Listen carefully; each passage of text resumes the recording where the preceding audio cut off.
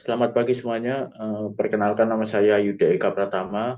NIM saya A12 2023 07094. Nah, di sini saya akan mempresentasikan hasil dari tugas saya mengenai manajemen rantai pasok di perusahaan Mixo. Oke, langsung, langsung saja kita bahas dari latar belakang terlebih dahulu. Nah, dalam konteks globalisasi dan ketatnya persaingan bisnis, manajemen rantai pasok telah menjadi elemen kunci untuk memastikan kesuksesan operasional suatu perusahaan. Nah, Mixo merupakan salah satu perusahaan yang menggunakan manajemen rantai pasok sebagai konsep utama dalam pengadaan barang dan jasa.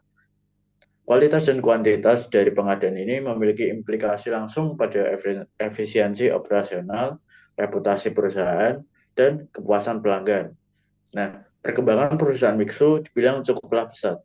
Hal ini didukung dengan Mixo yang menggunakan konsep bisnis franchise yang memiliki dampak pertumbuhan yang pesat yang dapat memungkinkan Mixo dapat menjaga pembeli secara luas. Nah, dengan adanya SDM di dalam operasi manajemen Mixo menjadikan konsep ini sebagai tiang atau kunci utama dalam operasi jalannya bisnis Mixo. Nah, SDM ini bertugas untuk menjaga ketersediaan bahan baku yang ada di gudang secara berkala dan berkelanjutan. Nah, maka dengan hal ini, SDM dapat memperkecil resiko Mixo terhadap gangguan produksi. Oleh karena itu, Mixo pastinya memiliki strategi yang mendasari akan kegiatan perekonomian mereka. Maka dalam penelitian ini, saya akan mengkaji sejauh mana strategi dalam alur rantai pasok pada bisnis Mixo. Oke, next di sini uh, permasalahan masalah. Yang pertama, permasalahan masalah yang akan saya bahas yaitu apa permasalahan yang terjadi di dalam manajemen rantai pasok perusahaan. Lalu yang kedua, bagaimana proses manajemen rantai pasok yang berjalan saat ini di PT Shenzhen Pacific Trading atau Mixo. Nah, lalu yang ketiga, bagaimana usulan perbaikan terhadap manajemen rantai pasok untuk meningkatkan efisiensi. Oke, lanjut ada batasan masalah. Nah, untuk batasan masalah sendiri saya ada dua. Yang pertama, penelitian ini hanya berfokus pada strategi rantai pasok atau supply chain management di Mixo, khususnya yang terkait dengan pengadaan barang dan jasa. Lalu, yang kedua, usulan perbaikan difokuskan pada solusi teknologi dan inovasi tanpa mencakup aspek supply chain secara rinci. Nah, selanjutnya ini ada metodologi. Yang pertama, metodologi yang saya pakai adalah kualitatif, ya, mengamati alur proses pengadaan bahan baku. Untuk yang kedua ada analisis deskriptif, yaitu mendeskripsikan alur proses rantai pasok saat ini dan merumuskan solusinya. Lalu yang terakhir ada studi literatur, yaitu menggunakan referensi dari data perusahaan dan teori manajemen rantai pasok. Nah, oke, untuk selanjutnya ini adalah analisis masalah manajemen rantai pasok. Nah, seperti yang sudah saya tampilkan di slide, di situ ada diagram manajemen rantai pasok dari Mixo yang akan saya jelaskan sedikit alur proses saat ini. Untuk yang pertama itu ada pengadaan bahan baku. Nah, di Mixo Indonesia ini bahan bakunya berasal dari produk impor dan produk lokal. Jadi 50-50. Nah, untuk lalu yang kedua, penerimaan bahan baku. Bahan baku yang baru sampai didata oleh pegawai gudang atau pegawai pabrik. Lalu untuk step yang ketiga, quality control bahan baku. Nah, bahan baku dicek oleh pegawai bagian quality control dengan menggunakan teknologi canggih lalu didata. Nah, untuk yang keempat ada produksi. Nah, bahan baku yang telah lolos quality control selanjutnya akan diolah seperti menjadi es krim dan atau topping-topping lainnya. Nah, lalu untuk yang terakhir ada penyimpanan. Setelah semua sudah apa namanya melewati tahap produksi, maka step selanjutnya akan eh, ke tahap penyimpanan agar kualitas dan ketahanan produknya itu terjaga. Nah, untuk selanjutnya usulan proses manajemen rantai pasok yang diusulkan untuk perusahaan. Nah, di sini saya menambahkan beberapa usulan yang menurut saya bisa ditambahkan. Untuk yang pertama itu ada pengelolaan data bahan baku dengan sistem. Nah, eh, sistem ini adalah sistem untuk memantau beberapa jumlah bahan baku yang bermasuk dan bahan baku yang sudah masuk dalam tahap produksi. Sehingga nanti perusahaan akan mudah untuk monitoring kerjaannya. Lalu yang kedua ada quality control dengan sistem. Nah, sebelumnya itu kan quality control itu dilakukan secara manual dengan yang dilakukan oleh pegawainya. Nah, nanti usulan saya nanti itu quality control itu akan dilakukan secara otomatis. Nah, nantinya mesin quality control ini otomatis akan terkoneksi dengan sistem agar mengurangi kesalahan dalam rekap data bahan atau eh, bagaimana yang lolos dan tidak lolos dalam quality control. Lalu untuk yang tiga ada pengelolaan pengelolaan data, penyimpanan dan penjadwalan.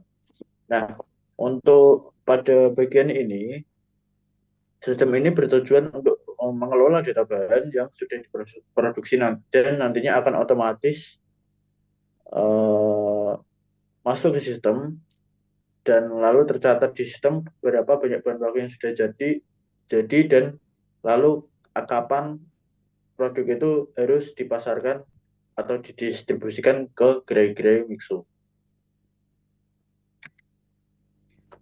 Oke, lanjut next. Nah, di sini saya sudah membuat user interface-nya. Jadi nanti ini terdapat tiga bagian yang menjadi satu sistem, menjadi satu web atau satu aplikasi juga. Nah, jadi yang pertama ini ada data bahan baku. Nah, data bahan baku ini seperti yang sudah saya bikin di UI-nya ini ada nama nama bahan, lalu ada quantity dan ada tanggal masuk sehingga eh, data bahan baku yang itu data bahan baku itu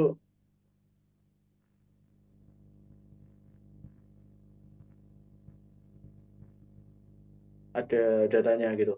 Nah, untuk selanjutnya ada data quality control. Nah, data quality control ini terdapat nama bahan, total itu total banyaknya stok yang ada ya. Jelas lalu ada layak dan tidak layak. Nah, maksud dari layak dan tidak layak ini kan quality control itu pasti mengecek bahwa produk atau bahan tersebut layak untuk eh, menjadi bahan produksi atau tidak. Nah, maka di sini saya berikan contoh layak dan tidak layak seperti ini. Di sini ada contohnya susu. Ini total total stoknya itu ada 15.000 liter. Nah, di sini ditulis layak 13.000 liter dan tidak layak 2.000 liter. Nah, jadi dari total keseluruhan itu yang layak berapa dan tidak layak berapa. Oke, untuk next. Nah, ini ada data pengiriman. Nah, data pengiriman itu pejabat penjadwalan yang nantinya ini sistem ini akan memberikan notifikasi kepada bagian distribusi agar supaya eh, dapat mendistribusikan segera. Nah, untuk di data pengiriman ini terdapat data tujuan, lalu ada tanggal pengiriman dan ada status. Nah, tanggal pengiriman ini tanggal kapan harus eh, bahan produk ini harus diantarkan ke gerai di tujuan sebelah kiri ini. Lalu di status ini adalah status pengirimannya bahwa ini udah terkirim atau belum terkirim. Oke, eh, lalu kesimpulan yang saya dapatkan dalam kajian tugas ini, konsep yang diterapkan dalam pelaksanaan perusahaan Mexo ialah rantai pasok atau yang biasa disebut supply chain. Nah, strategi rantai pasok yang diterapkan meliputi kualitas produk tetap terjaga untuk memenuhi tingginya permintaan pasar dengan harga yang terjangkau. Investasi dalam fasilitasi produksi yang besar mencerminkan fokus Mixu pada efisiensi operasional jangka panjang. Mixu tetap menjaga kualitas produk dengan pemilihan bahan-bahan segar. Pusat distribusi yang dibangun pada tahun 2014 dengan menunjukkan kesuksesan Mixu dalam menciptakan rantai pasok F&B yang efisien. Nah, mengurangi biaya produksi dan mengoptimalkan distribusi. Strategi ini membantu Mixu mencapai keunggulan dalam industri makanan dan minuman. Resiko terhadap pengadaan barang, Mixu meliputi stok bahan baku terganggu, mempengaruhi ketidaksediaan varian produk karena keterbatasan bahan baku dari luar negeri. Nah, ketergantungan ini membuat gerai Mixu harus menunggu ketersediaan bahan baku dari pusat yang pastinya mempengaruhi proses produksi. Lalu di sini ada saran yang saya dapat berikan, yaitu Mixu dapat meningkatkan efisiensi rantai pasoknya dengan berbagai strategi. Itu yang sudah dijelaskan pada slide sebelumnya tadi, seperti pengelolaan semua data dengan sistem. Nah, penjadwalan untuk mengurangi risiko keterlambatan, memaksimalkan penggunaan bahan baku lokal guna mengurangi ketergantungan impor, dan juga bisa menjalin kemitraan jangka panjang dengan pemasok strategis. Nah, lalu standarisasi proses produksi dan investasi dalam otomasi dapat menjaga konsistensi kualitas sekaligus mengurangi biaya operasional.